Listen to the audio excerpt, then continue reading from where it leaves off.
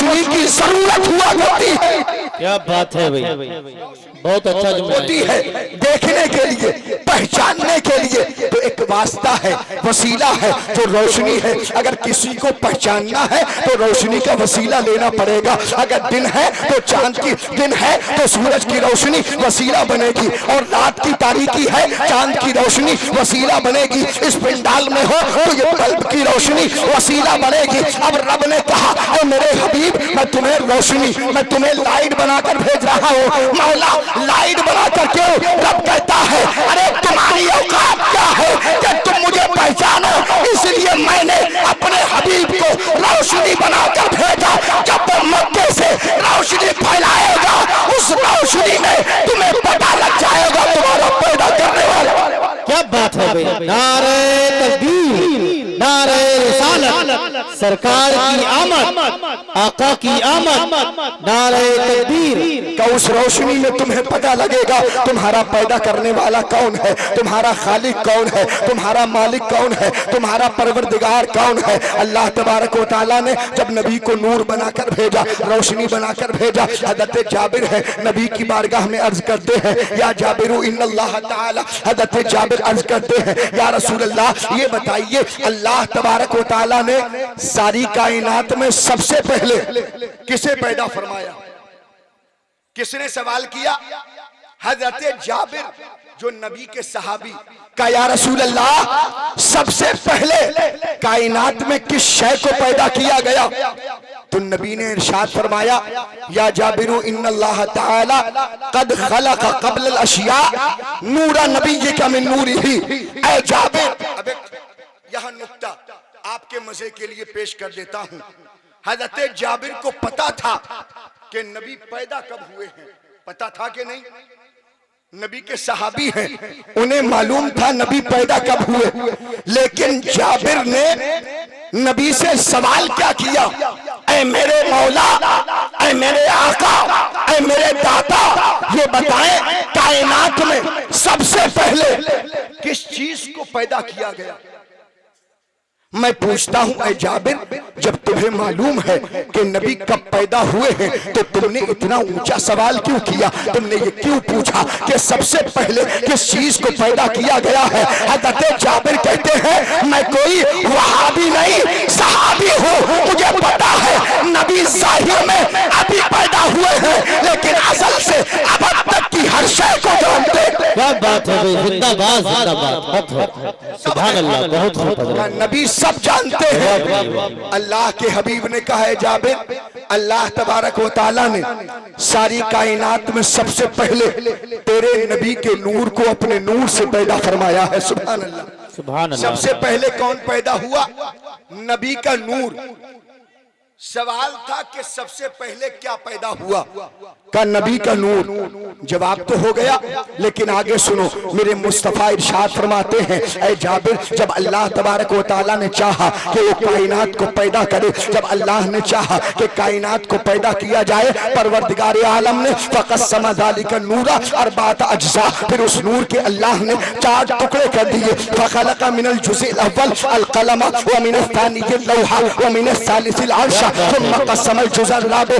آگے فرماتے ہیں اللہ تبارک و تعالیٰ نے پھر اس نور کے 4 ٹکڑے کیے ہیں. اللہ تبارک و تعالیٰ نے فخلق من الجزء الاول من حملة العرش ومن الثانی الکرسی ومن الثالث باقی الملائکہ ثم قسم الجزء الرابع اربعۃ اجزاء. فخلق من الجزء الاول السماوات ومن الثانی الارضین ومن الثالث الجنة والنار ثم قسم الجزء الرابع اربعۃ اجزاء. فخلق من الجزء الاول نور ابصار المؤمنین ومن الثانی نور ابصارهم نور قلوبهم ومن الثالث الانس والمحبہ. سبحان اللہ، کیا بات ہے، سبحان اللہ. نبی نے جابر کو جواب دیا. کیا بات. اے میرے صحابی سنو، اللہ نے ساری کائنات میں سب سے پہلے میرے نور کو پیدا فرمایا، لیکن جب اللہ تبارک و تعالیٰ نے چاہا کہ مجھے پہچانا جائے، جب اللہ تبارک و تعالیٰ نے چاہا، اللہ تبارک و تعالیٰ نے چاہا کہ کائنات کو سجایا جائے،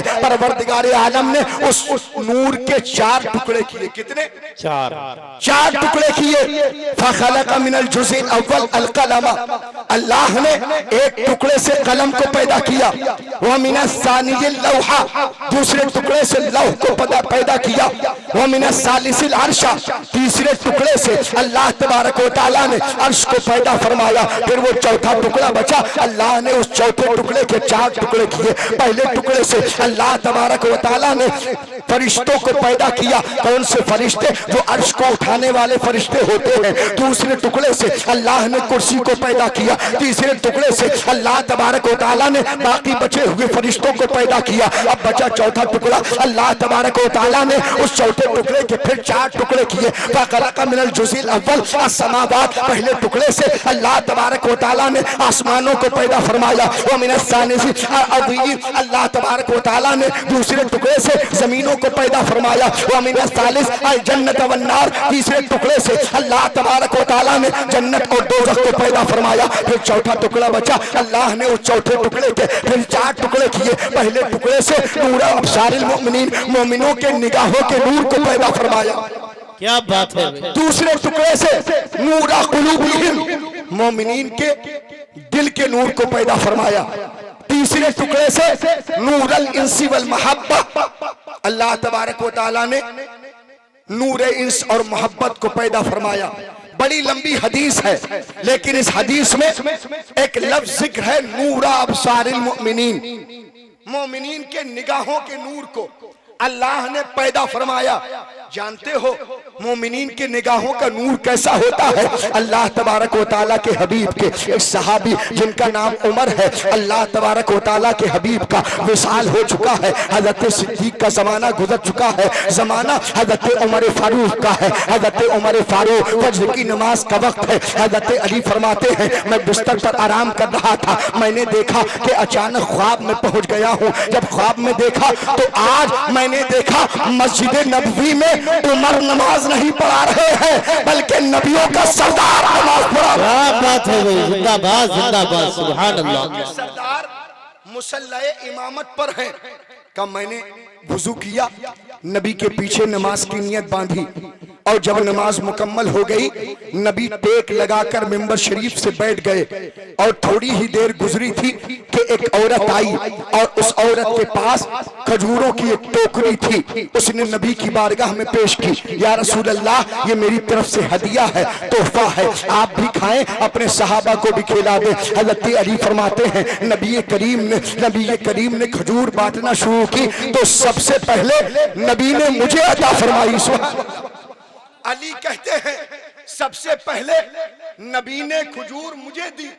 کیا بات ہے؟ فرماتے ہیں میں نے کھجور کھائی، اتنا مزہ آیا کہ اس سے پہلے بھی کھجور کھائی تھی لیکن اتنا مزہ آج تک نہیں آیا تھا۔ لیکن فرماتے ہیں جیسے ہی نبی کھجور بانٹتے ہوئے آگے بڑھے میرے دل میں خیال پیدا ہوا کاش نبی آخر الزمان مجھے ایک کھجور اور دے دیتے۔ کہا میرے دل میں خیال آیا تھا لیکن نبی نے پیچھے مڑ کر میری طرف دیکھا، مسکرایا، اور اللہ کے نبی نے مجھے دوسری کھجور عطا نہیں کی۔ لیکن اچانک میری آنکھ کھلی، میرا خواب ٹوٹا تو دیکھا فجر کی اذان ہو رہی ہے۔ میں نے وضو کیا اور مسجد نبوی شریف میں پہنچا ہوں تو اب مصلی پر نبیوں کا امام نہیں بلکہ عمر فاروق ہے۔ سبحان اللہ، سبحان کہ اب اللہ۔ مصلی پر حضرت عمر ہے۔ میں نے نیت باندھی، نماز پڑھی، نماز سے فارغ ہوئے، جیسے نبی ممبر سے ٹیک لگا کر مصطفیٰ جان رحمت بیٹھے تھے ایسے ہی عمر بھی ممبر سے ٹیک لگا کر بیٹھ گئے۔ کچھ دیر گزری تھی کہ حقیقت میں ایک عورت کھجور کی ٹوکری لے کر حاضر ہوئی اور کہنے لگی اے امیر المومنین، اے عمر ابن فاروق، یہ کھجور کی ٹوکری میری طرف سے قبول करें, आप भी खाएं, दीगर सहाबा को भी खिलाएं। हजरत उमर ने कबूल किया और हजरत उमर ने सबसे पहले खजूर, फरमाते हैं हजरत अली मुझे अता फरमाई। मैंने खजूर खाई, वही मजा आ रहा था जो ख्वाब में मजा आ रहा था, तो वैसे ही लगा जैसे ख्वाब में खजूर खाई गई थी। हजरत उमर खजूर बांटते हुए आगे निकल गए, लेकिन जैसे ही आगे निकले मेरे दिल में वही ख्याल आया, काश उमर एक खजूर मुझे और दे देते, एक और दे देते। मैंने जबान से नहीं कहा था, दिल में ख्याल आया था, काश उमर एक खजूर और दे। का इतना सोचना था, हजरत उमर ने पीछे मुड़कर देखा और मुस्कुराए, मुस्कुरा कर कहा या अखी अली लौ ज़ादका रसूलुल्लाह लज़िदना था। ऐ मेरे भाई अली, अगर ख्वाब में मुस्तफा तुझे एक खजूर और देते तो उमर भी तुझे जरूर देता। अगर नबी ख्वाब में नारे तकबीर, नारे रिसालत, नारे गौसियत, उलमाए अहले सुन्नत, मसलके आला हजरत ख्वाजा का हिंदुस्तान, नारे तकबीर, जिंदाबाद जिंदाबाद। बहुत खूब भाई। कहा अली अगर ख्वाब में नबी तुझे और देते तो उमर भी तुझे एक खजूर और देता। अल्लाह अकबर। इतना सुनना था हजरत उमर से। हजरत अली कहने लगे ऐ उमर, ये बात तो मेरे और नबी के दरमियान थी, ख्वाब तो मैंने देखा था, ख्वाब में तो नबी आए थे, तुम्हें कैसे पता कि नबी ने दूसरी खजूर नहीं दी? तो उमर फरमाते हैं ऐ अली, क्या तुमने ये नहीं सुना अल्लाह के हबीब ने कहा है कि मोमिन की फिरासत निगाह से बचना चाहिए। यहाँ मेरा अकीदा बोलता है कि जब उमर की निगाह का ये आलम है तो मदीने वाले की निगाह का जिंदाबाद जिंदाबाद। जब उमर की निगाह का आलम है तो हजरत उमर की निगाह का जब ये आलम है, मुस्तफा की निगाह का आलम क्या होगा? तभी तो किसी शायर ने कहा है जब उनके गदा भर देते हैं शाहाने जमाना की झोली, मुहताज का जब ये आलम है मुख्तार का आलम क्या होगा? माशाअल्लाह, सुभान अल्लाह, सुभान अल्लाह, जिंदाबाद जिंदाबाद।